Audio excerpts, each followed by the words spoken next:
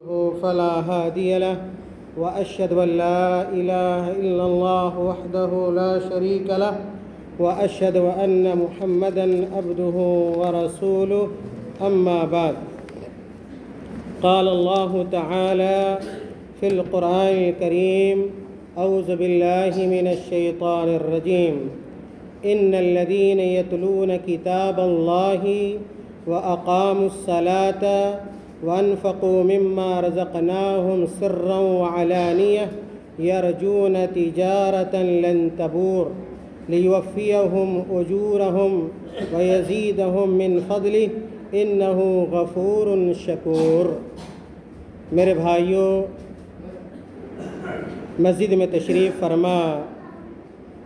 مرد حضرات، خواتین حضرات، اللہ رب العالمین کا بے پایا شکر و احسان ہے۔ اللہ رب العالمین کا ہم اور آپ جس قدر شکریہ ادا کریں وہ کم ہے کہ اللہ رب العزت نے اس ماہ مبارک میں، رمضان کے مہینے میں ہمیں اور آپ کو یہ سعادت عطا فرمائی اور یہ توفیق بخشی کہ ہم اور آپ اللہ رب العالمین کی عبادت کی بجاوری کر سکیں۔ میرے بھائیوں، یقیناً یہ خوشی کا موقع ہے، مسرت اور شادمانی کا موقع ہے کہ اللہ رب العالمین کی توفیق خاص سے ہم لوگوں نے تراویح کی نماز میں آج قرآن کریم کو سن کر مکمل کیا ہے۔ حافظ صاحب نے الحمدللہ پڑھا ہے اور ہم تمام لوگوں نے ان کے پیچھے مکمل قرآن کو سنا ہے۔ جن لوگوں نے جس قدر قرآن کا حصہ سنا ہے اسی قدر اللہ رب العالمین ان کو اجر و ثواب سے نوازے گا۔ میرے بھائیوں، ہم اور آپ اس بات کو جانتے ہیں کہ تراویح اللہ کے رسول صلی اللہ علیہ وسلم کی سنت مبارکہ ہے۔ اللہ کے نبی صلی اللہ علیہ وسلم نے بھی تراویح پڑھی، صحابہ کرام تراویح پڑھتے رہے اور اس وقت سے آج تک تراویح کی نماز پڑھی جاتی ہے اور انشاءاللہ قیامت تک یہ نماز پڑھی جاتی رہے گی۔ آپ صلی اللہ علیہ وسلم کی سنت زندہ اور تابندہ رہے گی۔ اللہ کے نبی صلی اللہ علیہ وسلم نے تراویح سے متعلق بیان فرمایا، بڑی مشہور حدیث ہے، بارہا آپ حضرات اس حدیث کو سنتے ہیں۔ اللہ کے نبی صلی اللہ علیہ وسلم نے کہا: من قام رمضان ایمانا و احتسابا غفر له ما تقدم من ذنبه۔ اللہ کے نبی صلی اللہ علیہ وسلم نے کہا: من قام رمضان، کہ جو شخص رمضان المبارک کا قیام کرتا ہے، یعنی قیام اللیل کرتا ہے اور حالت ایمان میں اور احتساب کے ساتھ، یعنی اللہ تعالیٰ سے اپنے عمل کے اجر و ثواب کی امید رکھتا ہے، تو اللہ کے نبی صلی اللہ علیہ وسلم نے کہا: غفر له ما تقدم من ذنبه، کہ ایسے شخص کے چھوٹے چھوٹے گناہوں کو اللہ رب العالمین معاف کر دیتا ہے، بخش دیتا ہے۔ تو آپ نے دیکھا کہ ہم نے اور آپ نے جو تراویح کی نماز پڑھی ہے، اور اگر ہم نے اخلاص کے ساتھ اس نماز کو پڑھا ہوگا اور اللہ کے نبی صلی اللہ علیہ وسلم کی بتلائی ہوئی سنت کے مطابق پڑھا ہوگا تو یقیناً یہ اجر و ثواب ہمیں ملے گا۔ میرے بھائیوں، قرآن کریم کی تلاوت کے حوالے سے میں نے ابھی آپ حضرات کے سامنے سورہ فاطر کی 2 آیتیں تلاوت کی ہیں۔ آئیے غور کیجئے کہ ان دونوں آیتوں میں اللہ رب العالمین کیا فرماتا ہے۔ میرے بھائیوں، اللہ تعالیٰ نے کہا: ان الذین یتلون کتاب اللہ، ان الذین یتلون کتاب اللہ، کہ بے شک وہ لوگ جو اللہ کی کتاب کی تلاوت کرتے ہیں، بے شک وہ لوگ جو اللہ کی کتاب کی تلاوت کرتے ہیں اور تلاوت کے کہ تلاوت کے لفظ کا دو اہم معنی اہل علم نے بیان کیا ہے، بلکہ عالم عرب کے مشہور عالم دین اور مشہور فقیہ علامہ محمد بن صالح العثیمین رحمۃ اللہ علیہ نے کہا کہ تلاوت کا دو معنی ہوتا ہے یا اس کی دو قسم ہوتی ہے، ایک تلاوہ حکمیہ ہے اور دوسرا جو معنی یا دوسری جو قسم ہے تلاوت کی وہ تلاوہ لفظیہ ہے۔ تلاوت کے اندر یہ معنی بھی ہے کہ قرآن کریم میں اللہ تعالیٰ نے جن باتوں کی ہمیں اور آپ کو خبر دی ہے ان باتوں کی ہم تصدیق کریں۔ اللہ تعالیٰ نے قرآن میں جو احکامات نازل کیے ہیں ہم ان احکامات کو اپنی زندگی کے اندر شامل کریں یا نافذ کریں۔ اللہ تعالیٰ نے قرآن میں ہمیں جن باتوں کا حکم دیا ہے ہم ان باتوں کو کریں، اور قرآن میں اللہ تعالیٰ نے ہمیں اور آپ کو جن باتوں سے منع کر دیا ہے ہم ان باتوں سے ان کاموں سے رک جائیں۔ یہ بھی تلاوت کے معنی میں داخل ہیں۔ اللہ تعالیٰ نے کہا کہ ان الذین یتلون کتاب اللہ، کہ بے شک وہ لوگ جو اللہ کی کتاب کی تلاوت کرتے ہیں وَأَقَامُوا الصَّلَاةَ، اور نماز کو قائم کرتے ہیں۔ میرے بھائیوں، رمضان المبارک کا جو یہ مہینہ گزر رہا ہے وہ ٹریننگ کا مہینہ گزر رہا ہے اور مشق کا مہینہ گزر رہا ہے۔ ہمیں اور آپ کو چاہیے کہ جس طرح ہم نے رمضان کے مہینے میں نماز کا اہتمام کیا ہے، نماز کی پابندی کی ہے، سال کے دیگر مہینوں میں بھی یہ پابندی ہماری زندگی کے اندر باقی رہنی چاہیے، اور اسی کو اقامت صلاۃ بھی کہا جاتا ہے۔ اقامت صلاۃ کا یہ معنی ہے کہ نماز کو پوری پابندی کے ساتھ پڑھا جائے اور جو نماز کے ارکان ہیں ان کو ٹھیک سے ادا کیا جائے، نماز کو وقت پہ پڑھا جائے، یہ سارے معنی اقامت صلاۃ کے اندر داخل ہیں۔ اللہ تعالیٰ نے کہا وَأَقَامُوا الصَّلَاةَ، کہ بے شک وہ لوگ جو اللہ کی کتاب یعنی قرآن مجید کی تلاوت کرتے ہیں نماز کو قائم کرتے ہیں وَأَنفَقُوا مِمَّا رَزَقْنَاهُمْ سِرًّا وَعَلَانِيَّةً، اور ان چیزوں میں سے اللہ کے راستے میں سری طور پہ اور ظاہری طور پر خرچ کرتے ہیں، جو چیزیں اللہ تعالیٰ نے جو روزی اور جو رزق اللہ تعالیٰ نے انہیں عطا کیا ہے۔ مفسرین نے لکھا ہے کہ ممکن ہے کہ سری طور پر مال کے خرچ کرنے سے مراد نفلی صدقہ اور زکوٰۃ ہو، اور علانیہ طور پر یعنی کھلے عام خرچ کرنے سے مراد واجبی زکوٰۃ ہو۔ تو اللہ تعالیٰ نے اپنے راستے میں سری طور پر اور ظاہری طور پر خرچ کرنے کا ہمیں حکم دیا ہے، اور اللہ تعالیٰ نے آگے کہا یرجون تجارۃ لن تبور، کہ جو لوگ اللہ کے راستے میں خرچ کرتے ہیں اس بات کی امید کرتے ہوئے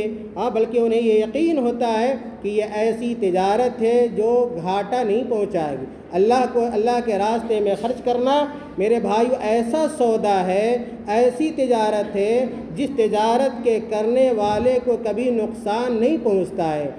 آپ 1 روپیہ دیجئے گا اللہ تعالیٰ 10 گنا دے گا، 70 گنا دے گا، 100 گنا دے گا، کبھی بھی آپ کو اللہ کی راہ میں دینے سے کم نہیں ہوگا یا کہ کمی واقع نہیں ہوگی۔ اور آگے اللہ تعالیٰ نے اس کی طرف اشارہ بھی کیا لِيُوَفِّيَهُمْ أُجُورَهُمْ وَيَزِيدَهُمْ مِنْ فَضْلِهِ، تاکہ اللہ تعالیٰ ان کے اجر میں اضافہ کر دے، پورا ان کا اجر دے یا ان کا بدلہ دے، اور اپنے فضل سے ان کے رزق میں اضافہ کر دے۔ إِنَّهُ غَفُورٌ شَكُورٌ، بے شک اللہ تعالیٰ بڑا معاف کرنے والا ہے۔ اور اسی طرح اللہ رب العالمین شکریہ لوگ ان کے عمل کا بدلہ دینے والا ہے۔ میرے بھائیوں، اس آیت کریمہ کو جو میں نے پڑھا وہ اس لیے پڑھا کہ آپ دیکھیں اس آیت میں اللہ تعالیٰ نے قرآن کریم کی تلاوت پر ہمیں آمادہ کیا ہے، قرآن کی تلاوت کا ہمیں حکم دیا ہے، اور میں نے کہا کہ تلاوت میں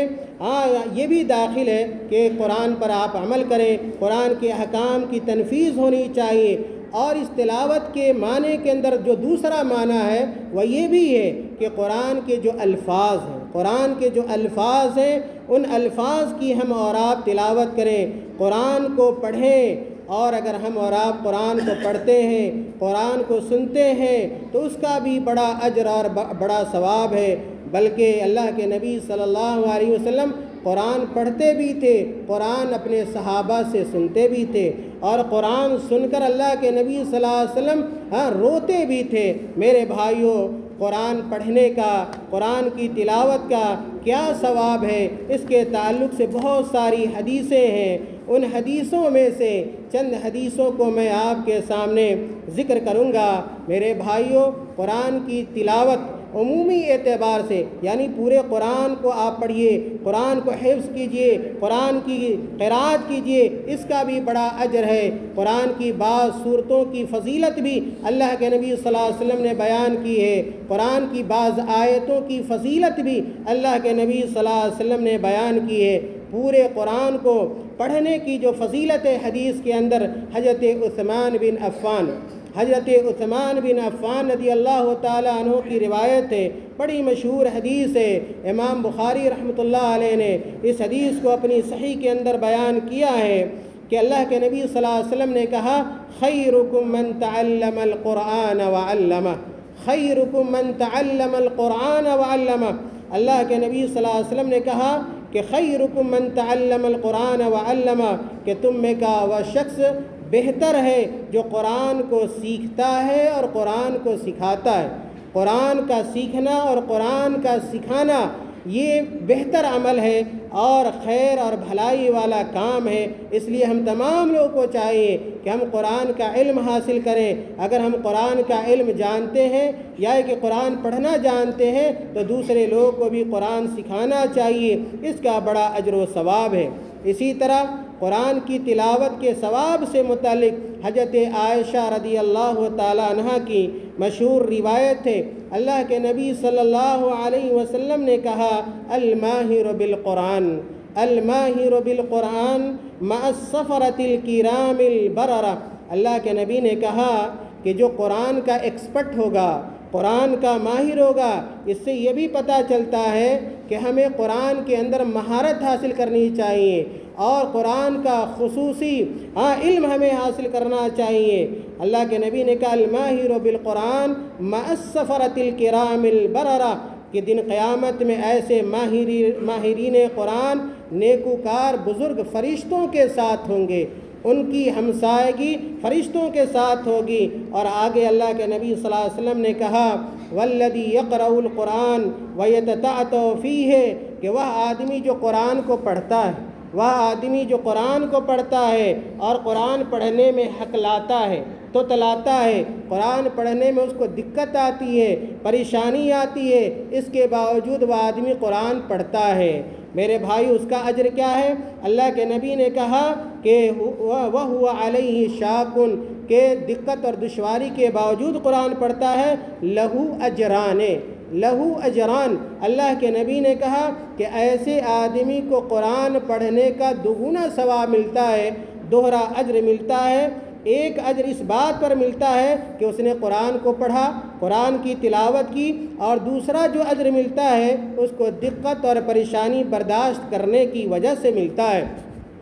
اس حدیث سے بھی ہمیں یہ پتہ چلتا ہے کہ ہمیں قرآن کی تلاوت کرنی چاہیے، قرآن پڑھنا چاہیے۔ اسی طرح میرے بھائیوں، ابو موسیٰ الاشعری رضی اللہ تعالیٰ عنہ،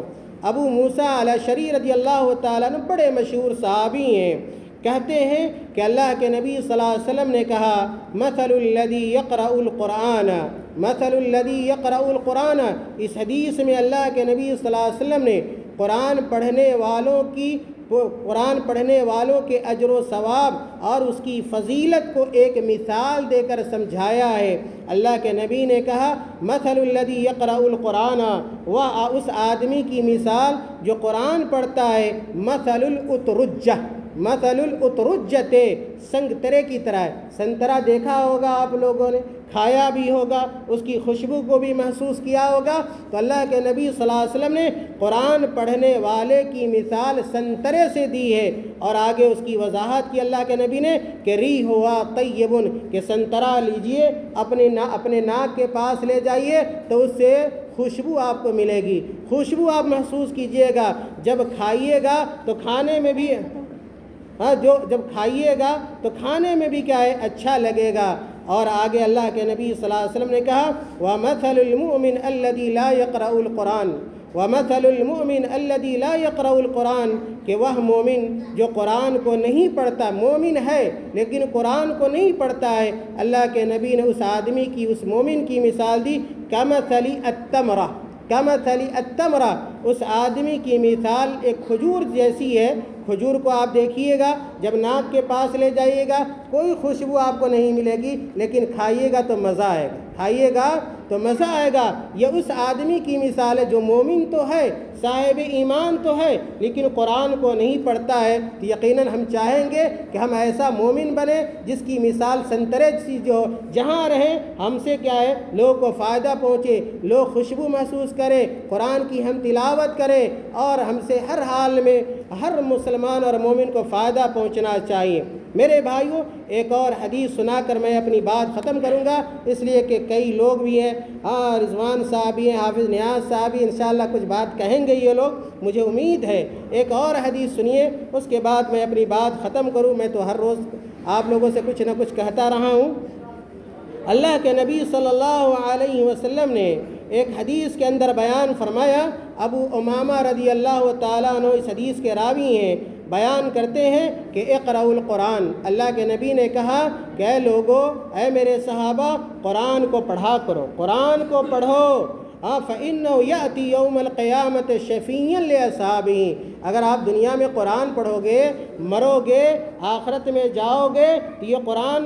آپ کو فائدہ پہنچائے گا۔ جس دن کوئی آپ کی سفارش نہیں کر سکے گا، یہ قرآن اگر آپ پڑھتے رہے ہوں گے دنیا میں، قرآن آپ کا سفارشی میرے بھائیوں بن جائے گا۔ ہمیں پورے سال قرآن کی تلاوت کرنی چاہیے، پورے سال اپنا تعلق قرآن سے باندھے رہنا چاہیے، جوڑے رہنا چاہیے۔ نماز کے ساتھ ساتھ قرآن کی تلاوت بھی ہونی چاہیے، خاص طور سے رمضان میں نے پہلے بتلایا ہوا ہے کہ رمضان کا بڑا گہرا تعلق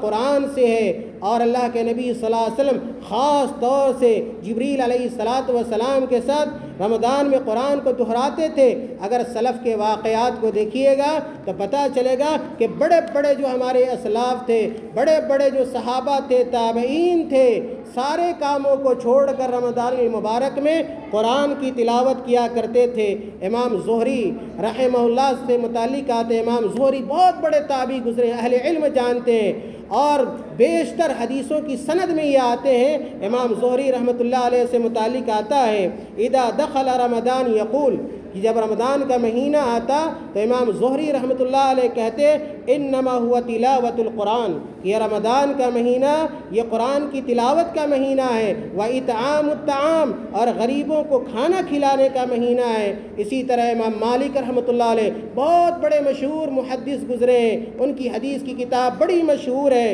ان سے متعلق آتا ہے کہ جب رمضان کا مہینہ آتا ترک قراءت الحدیث، تو حدیث کو پڑھنا پڑھانا وہ چھوڑ دیتے تھے، اور دوسرے جو علم کے مجالس تھے ان کو بھی ترک کر دیتے تھے۔ وَأَقْبَلَ عَلَى قِرَاءَةِ الْقُرْآنِ مِنَ الْمُصْحَفِ وَأَقْبَلَ عَلَى قِرَاءَةِ الْقُرْآنِ مِنَ الْمُصْحَفِ، اور امام مالک رحمۃ اللہ علیہ قرآن سے تلاوت کیا کرتے تھے پورے رمضان، یہ عمل ان کا جاری رہتا تھا۔ سلف سے متعلق آتا ہے کہ رمضان میں 7 دنوں میں قرآن ختم کرتے تھے، 3 دنوں میں قرآن ختم کرتے تھے، 2 دنوں میں بھی قرآن ختم کر دیتے تھے۔ یہ رمضان میں انفرادی طور پر، اجتماعی طور پر نہیں۔ رمضان میں بہتر یہ ہے کہ آدمی تراویح با جماعت تو سب کا خیال کر کے قرآن پڑھے، جیسا کہ میں نے قرآن کی تلاوت کے آداب سے متعلق میں نے کہا ہے۔ میرے بھائیوں، رمضان المبارک کا چند دن باقی رہ گیا ہے، 2-3 دن باقی رہ گیا ہے، تو میں آپ سے گزارش کروں گا کہ جس طرح آپ نے تراویح کا اہتمام کیا ہے، تراویح کا اہتمام بھی جاری رکھیں، اور اللہ تعالیٰ نے جو موقع ہمیں اور آپ کو دیا ہے اس موقع سے فائدہ اٹھائیں، اور وہ پورے طور پر قرآن کریم کی تلاوت کے لیے کمر بستہ ہو جائیں۔ اور آپ نے سن رکھا ہے کہ 1 حرف پڑھیں گے 10 نیکی ملے گی، اور اس 1 نیکی کا 10 گنا اللہ تعالیٰ اجر و ثواب دیتا ہے، جیسا کہ حدیث کے اندر ہے۔ انہی باتوں پر میں آج کے اس درس کو ختم کرتا ہوں اور دعا کرتا ہوں کہ اللہ تعالیٰ ہم تمام لوگوں کی عبادتوں کو قبول فرما لے، اللہ تعالیٰ ہم تمام لوگوں کی تراویح کی نماز کو قبول فرما لے، اللہ تعالیٰ ہم تمام لوگوں کے روزے کو قبول فرما لے، اللہ تعالیٰ ہم تمام لوگوں کے قرآن کی تلاوت کو قبول فرما لے، اللہ تعالیٰ ہم تمام لوگوں کے صدقات و خیرات کو قبول فرما لے، اللہ تعالیٰ جو روزے کے ایام باقی ہیں ان سے بھرپور فائدہ اٹھانے کی توفیق عطا فرما دے، اللہ تعالیٰ ہم تمام لوگوں کے چھوٹے بڑے گناہوں کو معاف فرما دے، آمین۔ وآخر دعوانا ان الحمد للہ رب العالمین۔